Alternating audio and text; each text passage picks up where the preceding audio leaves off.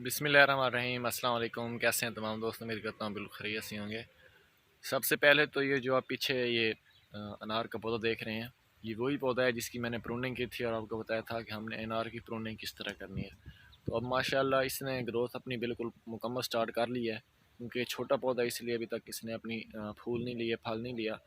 तो आज की इस वीडियो में बात करेंगे कि क्या हम लोग गमले में पौधा लगा सकते हैं, स्पेशली जो अनार का पौधा है वो गमले में लगा सकते हैं। अगर लगा सकते हैं तो कितने इंच का गमला होगा, तो अगर गमले में लगाएंगे तो वो फल कितना देगा, कितने अर्से तक ये गमले में चलेगा। तो आज की ये तमाम बातें वीडियो में आने वाली वीडियो में बताई जाएंगी। तो आपने वीडियो को मुकम्मल वॉच करना है, वीडियो को स्किप नहीं करना। अगर आप लोग मेरे चैनल पर नए हैं तो चैनल को सब्सक्राइब कर लें, ताकि प्लांट से रिलेटेड जितनी भी वीडियोज़ आ रही होती हैं वो आपको बर वक्त मिलती रहें। जी दोस्तों, सबसे पहले आपको अनार के बारे में कुछ मालूमात दे दूँ। अगर आप लोग बिगनर हैं तो आपके लिए बहुत ज़्यादा फ़ायदेमंद होंगी। अनार का ये जो पौधा है, इसकी जो उम्र होती है 15 से 20 साल होती है। मीन कि इसका जो पीरियड होता है वो 15 से 20 साल ही इसने फ्रूटिंग देनी होती है। बशर्ते ये कि अगर आपने इसको एक अच्छी ज़मीन दी है, इसकी फर्टिलाइज़र का ख्याल रखा है। अगर इसके ऊपर किसी भी किस्म की फंगस का अटैक आता है तो उसके ऊपर फंगस से कंट्रोल के लिए आपने एहतियाती तदाबीर की हैं। इसकी वक्त पर आपने अगर प्रूनिंग की है तो फिर ये आपको 15 से 20 साल या फिर ज़्यादा से ज़्यादा 25 साल तक अच्छी फ्रूटिंग दे सकता है। क्योंकि 20 से 25 साल चलने वाला ये पौधा है, ये दरख्त है, तो इसलिए इसकी जितनी भी एज होती है वो बहुत ज़्यादा दूसरे प्लांट्स की निस्बत मीन के ज़्यादा होती है। जैसे कि दूसरे बड़े पौधे होते हैं, फलदार पौधे होते हैं जो 15 से 20 साल चलते हैं, तो ये भी उन्हीं में से एक है। तो इसलिए इस पौधे को भी बहुत ज़्यादा जगह की ज़रूरत होती है, जहाँ से ज़्यादा इस पौधे ने न्यूट्रिएंट्स हासिल करने होते हैं, ताकि अपने फल को तक ये पहुँचा सके। तो इस पौधे को अगर आप लोगों ने कटिंग के ज़रिए लगाया है तो कटिंग के ज़रिए इसकी ग्रोथ बहुत ही अच्छी तरीके से होती है, बहुत ही आसानी के साथ ही ग्रोथ कहा जाता है। तो फिर आपको ये 4 या फिर 5 साल बाद इसके ऊपर फ्रूटिंग आना स्टार्ट हो जाती है। 3 साल के बाद भी इसके ऊपर फ्रूटिंग आना स्टार्ट हो जाती है, बशर्ते ये कि अगर आपने इसकी अच्छी केयर की है। लेकिन अगर आपने ये पौधा बीज के ज़रिए, सीड के ज़रिए इसकी ग्रोथ की है, तो फिर इसने फल तो वही लेगा जिस वैरायटी का है, उसी वैरायटी का इसके ऊपर फल लगेगा। लेकिन इसके ऊपर फल बनिस्बत जो आपने कटिंग के ज़रिए लगाई है उसके मुकाबले में इसके ऊपर जो फल है वो 1 साल या फिर 2 साल बाद लगेगा। तो इस पौधे को आप लोग बड के ज़रिए भी एक वैरायटी के ऊपर मुख्तलिफ़ किस्म की वैरायटीज़ आप लोग इसके ऊपर भी ग्राफ्ट कर सकते हैं, जिसका भी बड़ी अच्छी तरीके से अच्छा रिज़ल्ट मिल जाता है।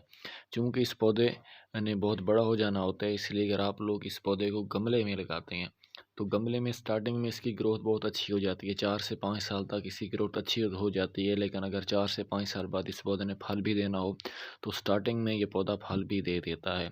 लेकिन जैसे जैसे इसकी उम्र बड़ी होती जाती है, इसी तरह इसको न्यूट्रिएंट्स की भी ज़्यादा ज़रूरत होती है। उसके बाद इसने फल भी ज़्यादा लेना होता है, जिसकी वजह से इसको बहुत ज़्यादा ज़मीन की ज़रूरत होती है। ज़मीन की इसको एक अच्छे एरिया की ज़रूरत होती है। तो अगर आपके पास छोटा गमला है तो फिर साफ ज़ाहिर है कि आपने फिर अपने गमले को चेंज करना है, आपने बड़ा गमला रखना है।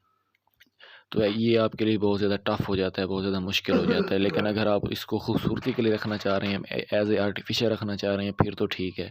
जो अनार के पौधे होते हैं इसमें मुख्तलिफ़ किस्म की वैराइटीज़ आ जाते हैं। कुछ वैराइटीज़ में इसका जो फल होता है वो बहुत छोटा-छोटा होता है, और कुछ वैराइटीज़ में इसका जो फल होता है वो बहुत ही बड़ा होता है, जिसका साइज़ कम से कम 1 केजी तक भी हो जाता है।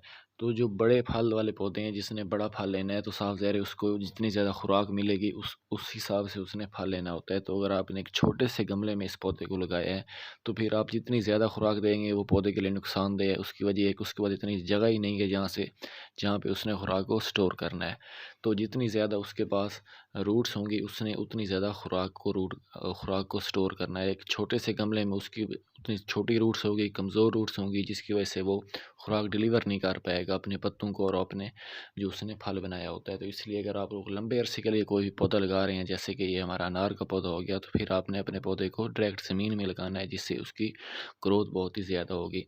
एक बात का ख़्याल आपने और ज़्यादा रखना है कि जो आपने पौधा लगाना है उसको आपने सनलाइट की अभी लाज़मी उसके साथ एहतियात करनी है, उसको सनलाइट भी मुकम्मल तौर पर मिलनी चाहिए।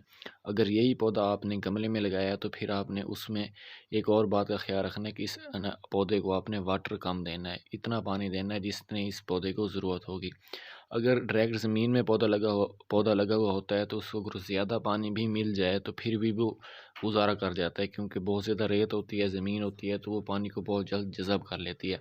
लेकिन अगर इसके बरक्स आपका पौधा गमले में लगा हुआ है, तो गमले में अगर वो जो गमला है आपका वो मिट्टी का बना है तो फिर तो कुछ हद तक ठीक है। लेकिन अगर वो गमला आपका प्लास्टिक है या किसी और चीज़ का है, या फिर बहुत ज़्यादा पक्की जगह है जहाँ पर गमला रखा हुआ है, तो फिर जितना अगर आपने ज़्यादा पानी दे दिया तो पानी ने जज़ब नहीं होना, बल्कि उसी गमले में रहना है। जिससे क्या होगा, जो आपका पौधा है उसकी जो जड़ें हैं वो गल सड़ जाएंगी। तो इसलिए इस वीडियो बनाने का मकसद ये है कि अगर आप अनार का पौधा लगाना चाह रहे हैं, अगर आपका पीरियड 1-2 साल है, फिर तो आप उसको गमले में लगा सकते हैं। उसके साथ उसकी शाइनिंग भी अच्छी होगी। अगर आपने उसको गार्डन में रखा है तो उसके ऊपर जो उसकी जिस टाइम उसकी ग्रोथ होगी तो साफ ज़ाहिर है बहुत ही खूबसूरत लगेगा। लेकिन अगर आप उससे एक स्टैंडर्ड का फल हासिल करना चाह रहे हैं, फ्रूट हासिल करना चाह रहे हैं, तो फिर आपने ऐसी जगह का इंतखाब करना है जहाँ पर उसको धूप भी अच्छी मिले, उसके बाद जो शेड है वो शेड बिल्कुल ना आए, उसके ऊपर साया किसी किस्म का साया ना हो, और उसको आपने डायरेक्ट ज़मीन में लगाना है।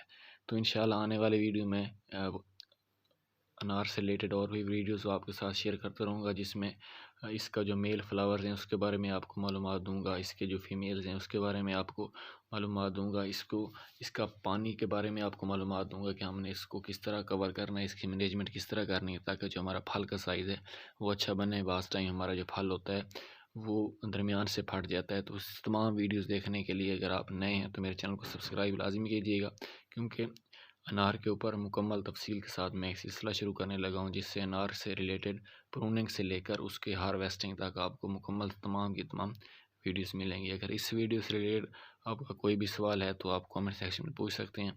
इंशाल्लाह जितना मेरा नॉलेज में होगा आप लोगों के साथ शेयर करूँगा। इंशाल्लाह मुलाकात होती है एक नई वीडियो के साथ। इजाज़त दीजिए। अल्लाह हाफिज़।